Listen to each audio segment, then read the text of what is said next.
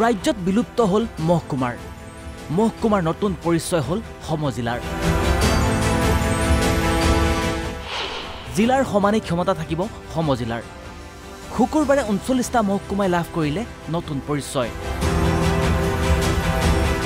আনুষ্ঠানিকভাৱে সমজিলা উদ্বোধন কৰিলে অভিভাৱক মন্ত্ৰী তথা কেবিনেট মন্ত্ৰীসকলে। ৰাজ্যৰ সমগ্ৰ প্ৰশাসনিক ব্যৱস্থাটো ৰাইজৰ কাষ চপাই নিয়াৰ উদ্দেশ্যেৰে অসমত সৃষ্টি হল সমজিলাৰ। পূৰ্বৰ মহকুমাৰ সলনি এতিয়াৰে পৰা নতুন পৰিচয় হল সমজিলাৰ। ২০২০ চনতে মুখ্যমন্ত্ৰী ডক্টৰ হিমন্ত বিশ্ব শৰ্মাই কেবিনেটত লৈছিল সেই সিদ্ধান্ত আৰু ২০২৪ চনৰ ৪ অক্টোবৰত কাৰ্যকৰী হৈ উঠিল সেই সিদ্ধান্তৰ। ৰাজ্যৰ ৭৯টা মহকুমাক পৰ্যায়ক্ৰমে উন্নীত কৰা হ'ব সমজিলালৈ। এতিয়া আমি অসমত মহকুমা ব্যৱস্থাটোৰ বিলুপ্তি কৰিছোঁ। মহকুমাক আমি এতিয়াৰ পৰা সমজিলা বুলি জানিম। সমজিলা মানে জিলাৰ প্ৰায় সমান।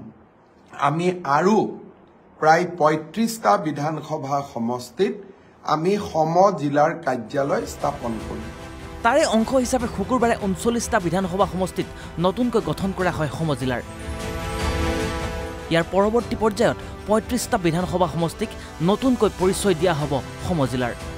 সেই অনুসৰি শুকুৰবাৰে ৰঙিয়াত মন্ত্ৰী চন্দ্ৰমোহন পাটোৱাৰী, সৰুপথাৰত মন্ত্ৰী সঞ্জয় কিষাণ, চিপাঝাৰত মন্ত্ৰী অশোক সিংঘাল, গোলকগঞ্জত মন্ত্ৰী ৰঞ্জিত কুমাৰ দাস, তিতাবৰত মন্ত্ৰী অজন্তা নেওগ, বোকাখাটত মন্ত্ৰী অতুল বৰা, গহপুৰত মন্ত্ৰী নন্দিতা গাৰ্লুচা, খোৱাঙত মন্ত্ৰী যোগেন মোহনে উদ্বোধন কৰে সমজিলাৰ।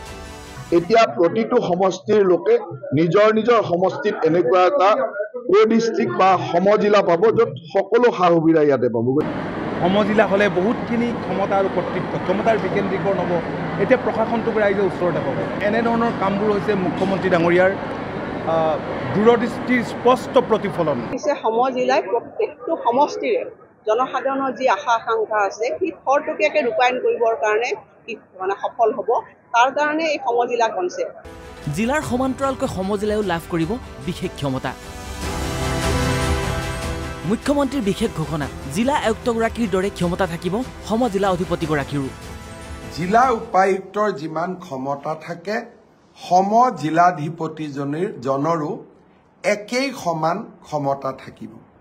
ভূমিৰ বিভিন্ন কামৰ বাবে সততে আমি জিলা সদৰ কাৰ্যালয়ত যাব নালাগিব। বিভিন্ন ধৰণৰ NOC পাৰ্মিশ্যনৰ বাবে আমি জিলাৰ সদৰত যাব নালাগিব। MLA, আনটাইড ফাণ্ড আদি বিভিন্ন চৰকাৰী ধনৰ লেনদেনৰ বাবে আমি জিলা সদৰত যাব নালাগিব। আবকাৰী বিভাগৰ কাম কাজৰ বাবে আমি জিলা সদৰত যাব নালাগিব। ৰেচন কাৰ্ড আদি বনোৱাৰ কাৰণে আমি জিলা সদৰত যাব নালাগিব। এই সমজিলাৰ কাৰ্যালয়তে এই গোটেইবোৰ কাম সমাপন হ'ব। Bureau report, NB news.